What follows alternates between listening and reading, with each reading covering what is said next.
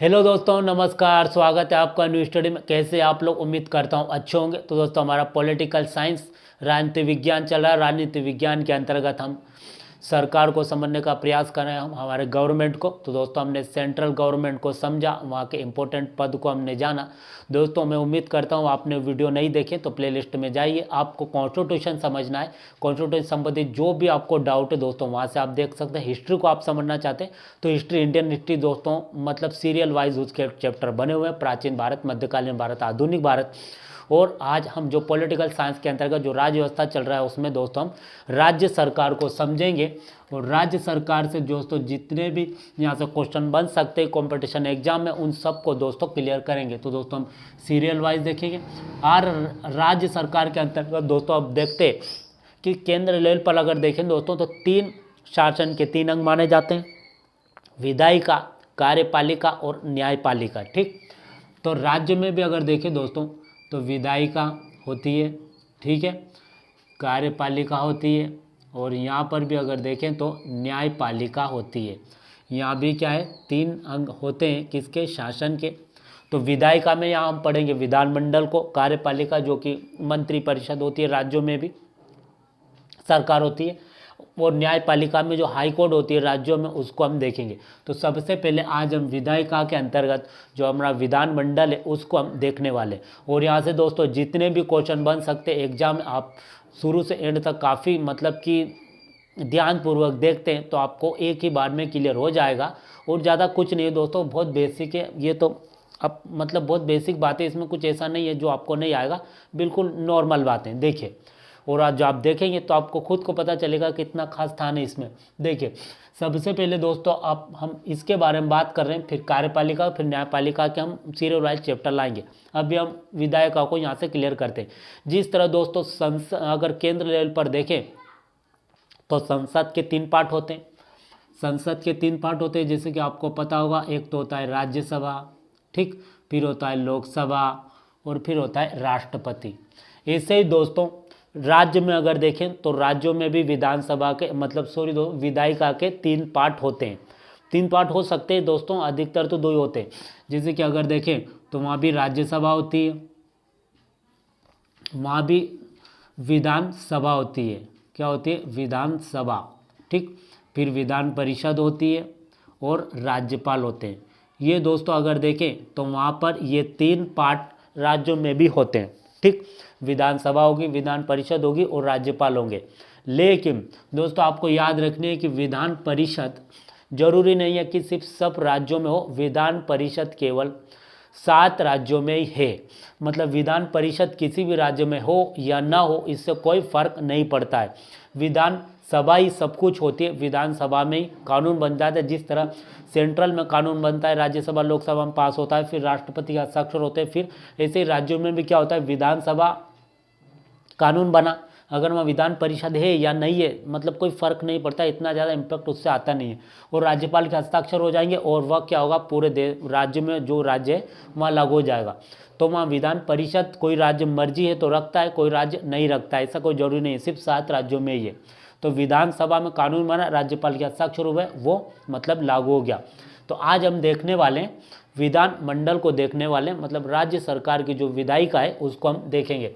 देखिए दोस्तों, विधानमंडल का सबसे पहले आप देखिए कि क्या विधानमंडल का जिक्र किया गया है आर्टिकल में। जी हाँ, किया गया। आर्टिकल 168 के तहत विधानमंडल का उल्लेख मिलता है। फिर आर्टिकल 169 में विधान परिषद कि वहाँ पर किस तरह कोई राज्य अगर विधान परिषद को रखना चाहता है तो क्या प्रोसेस है, फिर विधान परिषद को हटाना चाहता है तो क्या प्रोसेस है। क्योंकि दोस्तों मैंने बताया कि विधान परिषद राज्यों में, विधान परिषद जो होती है कोई राज्य जरूरी नहीं कि उसको रखे, और रखना चाहता है तो किस तरह रख सकता है, और अगर हटाना चाहता है तो किस तरह हटा सकता है। जैसे कि हम देखें सिर्फ 7 राज्यों में विधान परिषद है अभी सिर्फ। और अगर देखें तो जो 3 राज्य ऐसे थे जैसे पंजाब हुआ, पश्चिम बंगाल हुआ, तमिलनाडु हुआ, विधान परिषद थी वहाँ पे, लेकिन फिर उन्होंने बाद में हटा दी। तो ऐसा कोई जरूरी नहीं है कोई लाना रखना चाहता है, कोई हटाना चाहता है, उन राज्य की मर्जी पर यह डिपेंड होता है, ठीक। अब विधानमंडल के तहत हम देखते हैं तो आर्टिकल 170 और आर्टिकल 171। आर्टिकल 170 में अगर देखें दोस्तों विधानसभा का उल्लेख मिलता है, ठीक।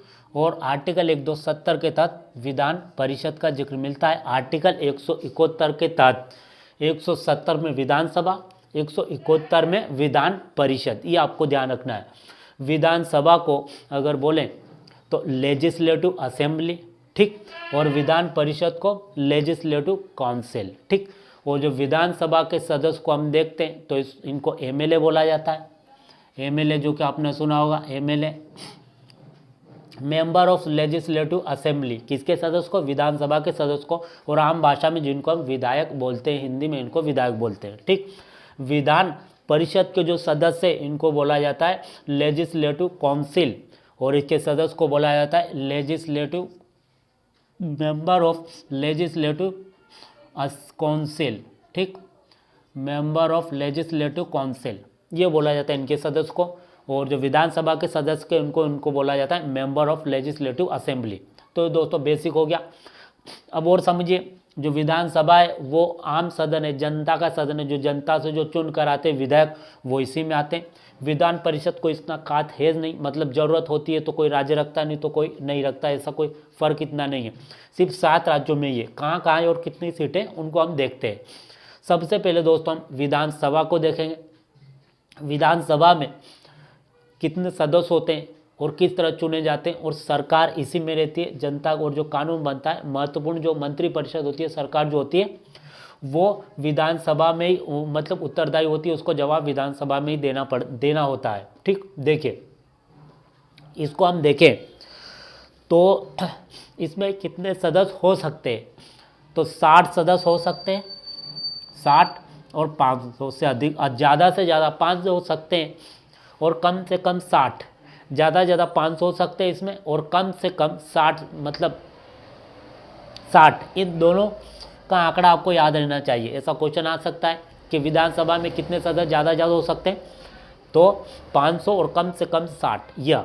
लेकिन कुछ राज्यों में दोस्तों अपवाद है, क्योंकि ये जो सीटें तय की जाती है एमएलए की, विधायक की, वो जनसंख्या के आधार पर की जाती है। अब वो हो सकता है उस राज्य में इतनी जनसंख्या हो ही ना।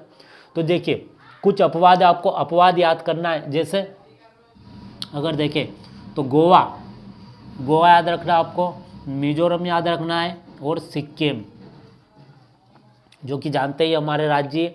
गोवा में 40 है, मिजोरम में 40 है, और सिक्किम में 32 है।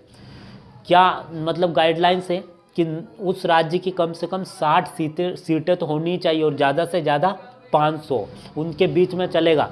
लेकिन ये 60 की मतलब क्राइटेरिया फुलफिल कर ही नहीं पा रहे हैं। तो गोवा में तो 40 ही है, मिजोरम में 40 है, सिक्किम में 32 है। तो मैंने क्या बताया कि कुछ राज्य अपवाद है, वहाँ इतनी जनसंख्या है ही नहीं कि वो क्राइटेरिया फुलफिल करते हो। जैसे गोवा में 40 है, मिजोरम में 40 है, सिक्किम में 32 है, ठीक। और सबसे ज़्यादा अगर देखी जाए तो यूपी में सीटें आपको मिलेगी। यूपी में कितनी है? 403 सीटें हैं। किनकी? विधायक की। वहाँ पर एमएलए, क्योंकि वहाँ जनसंख्या काफ़ी अधिक है, ठीक है, इसलिए। और वहाँ विधान परिषद की अगर बात करें तो वहाँ 100 सीटें हैं। मतलब सबसे अधिक विधानसभा विधान परिषद की सीटें वहीं मिलेगी आपको। लोकसभा की सीटें भी सबसे अधिक वहीं पर मिलेगी आपको, 80 सीटें सबसे अधिक, क्योंकि जो जनसंख्या बहुत ज़्यादा, कम से कम 9 करोड़ जनसंख्या है यूपी की, सबसे अधिक जनसंख्या वहीं पर है। तो क्या होगा, जनसंख्या के आधार पर ही तो मतलब कि वो तय होता है राज्यसभा के लोगों की सीटें, विधानसभा के सदस्यों की सीटें, विधान परिषद के सदस्यों की सीटें, इसलिए वहाँ पर ज़्यादा सीटें। तो आपको याद रखना यूपी में सबसे अधिक लोकसभा की सीटें कितनी, 80। विधान परिषद की जो सीटें वो कितनी है, 100। विधानसभा की जो सीटें 403।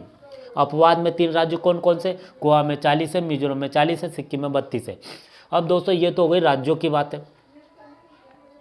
कुछ केंद्र शासित प्रदेश ऐसे, जैसे कि हम जानते हैं कि राज्यों के अलावा कुछ केंद्र शासित प्रदेश है हमारे, जो संघ शासित राज्य कहा जाता है जिनको, जहाँ पर केंद्र सरकार का डायरेक्ट वहाँ पर कानून है, एक्ट है, लागू हो जाता है। वहाँ पर उपराज्यपाल बैठते हैं। पहले 7 केंद्र शासित प्रदेश थे, फिर 2 और बढ़ गए। तो जम्मू कश्मीर को हमने मिला लिया, 2 केंद्र शासित प्रदेश और बन गए, जम्मू कश्मीर और लद्दाख, ठीक है। अब हो गए 9। फिर दादर और नगर हवेली को एक केंद्र शासित प्रदेश कर दिया, तो 8 हो गए। 8 केंद्र शासित प्रदेश में से 2 ऐसे हैं जहाँ पर विधानसभा है, मतलब वहाँ सरकार रहती है। बाकी केंद्र शासित प्रदेश में विधानसभा नहीं है, वहाँ सिर्फ राज्यपाल बैठते हैं और जो भी सेंट्रल जो गवर्नमेंट का स्कीम में योजनाएं जो कानून बनता है वो डायरेक्ट वहाँ लागू हो जाता है, उपराज्यपाल डायरेक्ट वहाँ लागू कर देते हैं, वहाँ उपराज्यपाल बैठते हैं, सरकार नहीं बैठती है। उपराज्यपाल को लेफ्टिनेंट गवर्नर एलजी कहा जाता है, ठीक है। लेकिन 2 केंद्र शासित प्रदेश ऐसे हैं जहाँ पर मतलब सरकार रहती है, विधानसभा की स्थापना की गई, जैसे दिल्ली और उसके बाद में पुदुचेरी। दिल्ली में अगर देखते हैं आप तो आम आदमी पार्टी वहाँ पर चर्चित रहती है और दूसरी बार उनकी सरकार बनी जो कि अरविंद केजरीवाल जी वहाँ के सीएम हैं।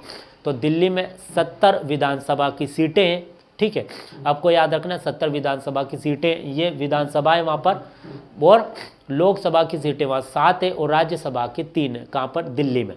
और एक और केंद्र शासित प्रदेश ऐसे जहाँ सरकार रहती है तो वह है पुदुचेरी। आपको मतलब भारत का मैप क्लियर होगा तो दक्षिण में अगर जाते हैं तो 3 राज्य आपको देखने को मिलेंगे, एक तो तमिलनाडु हुआ, उधर देखें तो उसके ऊपर आंध्र प्रदेश हुआ, या इधर देखें तो पश्चिम में तो केरला हुआ। तो केरला में माहे, तमिलनाडु में अगर देखें तो कराईकल और पुदुचेरी, और आंध्र प्रदेश में देखें तो यनम। इन 4 जिलों, ये 4 जिले दोस्तों, केरला में माहे, ठीक है, तमिलनाडु में कराईकल और पुदुचेरी, और आंध्रा में यनम। इन 4 जिलों को मिलकर एक पुदुचेरी केंद्र शासित प्रदेश बनता है और वहाँ भी सरकार रहती है। तो 2 ऐसे केंद्र शासित प्रदेश है जहाँ पर मतलब विधानसभा भी मौजूद है। तो विधानसभा की सीटें दिल्ली में 70 है और पुदुचेरी में अगर देखें तो वहाँ 33 विधानसभा की सीटें हैं। ये दोस्तों विधानसभा से जुड़ा हुआ हमारा मतलब कि जो भी क्वेश्चन बन सकते हैं ये हमने क्लियर किए। जनता का सदन है, मेन सदन है। विधानसभा में क्या बैठते हैं, विधायक बैठते हैं, और इन्हीं में से क्या होता है कि सरकार बनती है। जो मंत्री और जो मुख्यमंत्री बनते हैं वो विधायक ही रहते हैं, वो मतलब कि विधायक ही उनको चुनते हैं। हम मंत्री और मुख्यमंत्री को नहीं चुनते, हम विधायक चुनते हैं और उनमें से ही पूर्व मंत्री और मुख्यमंत्री बन जाते हैं और वे विधायक भी रहते हैं। ये जनता का सदन है और यहीं पर सरकार को मतलब जवाब भी देना होता है। उसके बाद एमएलसी में आते हैं, लेजिस्लेटिव काउंसिल, इनके सदस्य को मेंबर ऑफ लेजिस्लेटिव काउंसिल कहा जाता है, मतलब विधान परिषद सदस्य। देखिए इसमें कोई राज्य अपना है चाहे ना अपना है उसकी मर्जी है, लेकिन सिर्फ 7 राज्यों में है। ये कहाँ कहाँ है, एक अगर देखें तो जम्मू कश्मीर में। जम्मू कश्मीर में कितनी सीटें, तो 36 सीटें। अगर यूपी में अगर देखें तो 100 सीटें हैं, ठीक है। और बिहार में अगर देखें तो बिहार में जो सीटें वो 75 है। महाराष्ट्र में अगर देखें तो 78 सीटें। कर्नाटक में अगर देखें तो 75 है, और आंध्रा में देखें तो वहाँ पर 50 है। तेलंगाना में देखें तो 40 है। ये दोस्तों इतनी सीट मतलब 7 है। देखिए आप गिन लीजिए, 1 2 3 4 5 6 7 है, 7 राज्य। दोस्तों इनको आप क्या करिए, ज्वाइंट करिए। मतलब जम्मू कश्मीर सबसे मतलब अलग है, विशेष राज्य, जो कि अब तो विशेष रहा नहीं, हमारा मतलब खास अब राज्य हो गया है। 36 सीटें वहाँ पर विधान परिषद की। मैंने क्या बताया, विधानसभा तो सभी राज्यों में ऑलरेडी मौजूद है मान लो, क्योंकि वहाँ का राज्य चलेगा कैसे, विधान सभा तो वहाँ मौजूद है पहले से। विधायक के चुनाव होते हैं, जिस तरह लोकसभा में सांसद के चुनाव होते हैं उसी तरह राज्यों में विधायक के चुनाव होते हैं, और वह किन विधानसभा में बैठते हैं और सरकार बनती है और फिर उस राज्य का विकास होता है। विधान परिषद नहीं है सिर्फ 7 राज्यों में, बाकी राज्यों में नहीं है। और जब है वहाँ पर तो वहाँ कितनी कितनी सीटें, देखिए जम्मू कश्मीर में 36 है, और अगर देखें तो यूपी में 100 है, बिहार में 75 है, महाराष्ट्र में 78 है, कर्नाटक में 75 है, आंध्रा में 50 है, तेलंगाना में 40 है। ये सिर्फ 7 राज्यों में दोस्तों। 3 राज्य ऐसे थे जिन्होंने विधान परिषद की स्थापना तो की लेकिन वापस खंडित कर दी। ऐसे राज्य कौन कौन से थे, तो हमारा पंजाब हुआ, तेलंगाना वो अपना पश्चिम बंगाल हुआ, और पश्चिम बंगाल के तमिलनाडु इन्होंने रखी सही वापस हटा दी। अब क्या प्रोसेस होती है विधान परिषद को रखने की, विधानसभा तो अनिवार्य होती है हर राज्य में, विधान परिषद को रखने की ये प्रोसेस होती है कि अगर किसी राज्य को लगता है कि हमको विधान परिषद भी रखनी चाहिए, तो विधानसभा में क्या करते हैं, विधेयक लाते, कानून लाते, और वो पास हो जाता है तो फिर सेंट्रल में मतलब कि संसद को भेजा जाता है, और संसद से भी पास हो जाता है तो फिर हमारे राष्ट्रपति है वो उस राज्य के राज्यपाल से अनुमति लेकर क्या करते हैं कि वहाँ पर विधान परिषद की भी स्थापना की जाती है। अब विधान परिषद, जो विधानसभा के जो सदस्य है दोस्तों, ये कहाँ से आते हैं, ये जनता द्वारा डायरेक्ट चुने जाते हैं, लेकिन विधान परिषद के जो सदस्य ये 5 तरीके से आते हैं। विधान परिषद के सदस्य 5 तरीके से आते हैं, ये जनता द्वारा नहीं चुने जाते दोस्तों। जो जनता द्वारा चुने जाते हैं वो विधानसभा में बैठते हैं, जिनको हम विधायक बोलते हैं। विधान परिषद में जो चुने जाते हैं वो 5 तरीके से चुने जाते हैं। इनको आप देखिए, एक तो देखिए दोस्तों 1/6, इसको आप वैसे याद रखिए 1/6, उसके बाद में 1/3, 1/3, 1/12 और फिर 1/12। तो जो 1/3 है दोस्तों, ये शहरी निकाय से आते हैं, मतलब जो हमारे शहरी निकाय होते हैं, नगरीय निकाय होते हैं, नगर पालिका, नगर पंचायत, वहाँ से मतलब वहाँ के सदस्य होते हैं। उसके बाद में 1/3 जो होते हैं इनको एमएलए चुनते हैं। कौन चुनते हैं इनको, एमएलए चुनते हैं, वो चुनकर आते कहाँ पर, विधान परिषद में। और 1/6 को राज्यपाल चुनते हैं दोस्तों, जो कला के क्षेत्र में, जैसे विज्ञान हुआ, कला हुआ, साहित्य हुआ, ऐसे क्षेत्र में अपना जो योगदान देते, जो कलाकार होते हैं, आर्टिस्ट होते हैं, उनको राज्यपाल डायरेक्ट नियुक्त करते हैं दोस्तों, उनका चुनाव नहीं होता है। विधान फिर 1/12 जो होते हैं दोस्तों, वे ग्रेजुएट होते हैं, ये ऐसे व्यक्ति होते हैं जो काफ़ी ग्रेजुएट होते हैं, स्नातक होते हैं, काफ़ी पढ़े लिखे होते हैं। फिर 1/12 जो होते हैं ये दोस्तों टीचर्स होते हैं, गवर्नमेंट टीचर्स, जिनका कार्यकाल 3 वर्ष से अधिक हो गया, उनको भी विधान परिषद में चुनने का मौका, मतलब उनको भी यहाँ पर भेज दिया जाता है विधान परिषद में।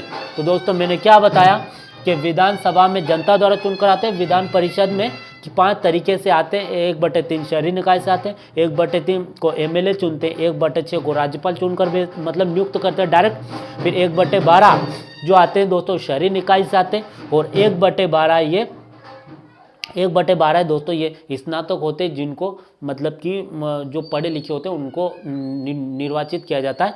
और 1/12 जो है ये टीचर्स होते हैं, जो 3 वर्ष से अधिक इनका एक्सपीरियंस हो चुका है। ठीक, अब तो दोस्तों ये हमने विधानसभा और विधान परिषद से जितने भी क्वेश्चन बन सकते हैं इनको हमने क्लियर करने का मतलब प्रयास किया है, और इससे बाहर दोस्तों क्वेश्चन नहीं बनेगा। मध्य प्रदेश में अगर देखें दोस्तों तो लोकसभा की सीटें जो है मध्य प्रदेश में 29 है, राज्यसभा की 12 है, और विधानसभा की सीटें अगर देखें तो 230 है। और विधान परिषद नहीं है दोस्तों, क्योंकि सिर्फ 7 राज्यों में विधान परिषद, और जहाँ जहाँ है मैंने बता दी। मध्य प्रदेश का यहाँ दोस्तों कहीं से कहीं तक नाम नहीं है, तो मध्य प्रदेश में विधान परिषद नहीं है, केवल विधानसभा ही है। दोस्तों ये हमारा विधानमंडल से संबंधित जो विधायिका है राज्य सरकार का, वो दोस्तों हमने देखा। अगले वीडियो में हम कार्यपालिका, जो राज्य की कार्यपालिका है दोस्तों, उसको हम देखेंगे। तो आज के लिए इतना ही।